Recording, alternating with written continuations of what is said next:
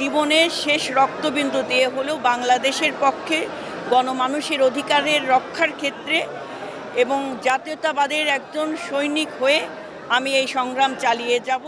সৃষ্টিকর্তার কাছে আমি কৃতজ্ঞতা জ্ঞাপন করছি।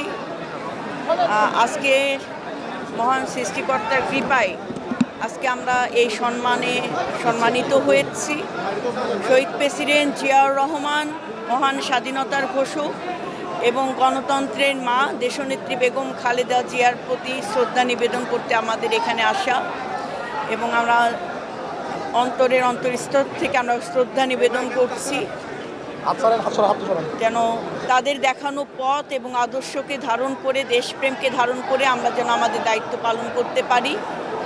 আমি কৃতজ্ঞতা জ্ঞাপন করছি মাননীয় প্রধানমন্ত্রীর কাছে। তিনি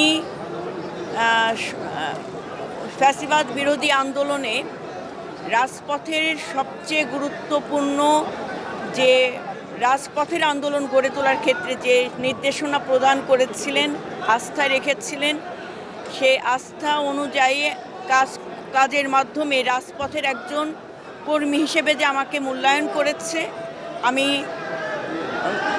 মাননীয় প্রধানমন্ত্রী সহ বিএনপির স্ট্যান্ডিং কমিটি সম্মানিত সকল নেতৃবৃন্দর কাছে কৃতজ্ঞতা জ্ঞাপন করছি যে আস্থা এবং ভরসা রেখে আমাদেরকে এই গুরু দায়িত্ব দিয়েছে।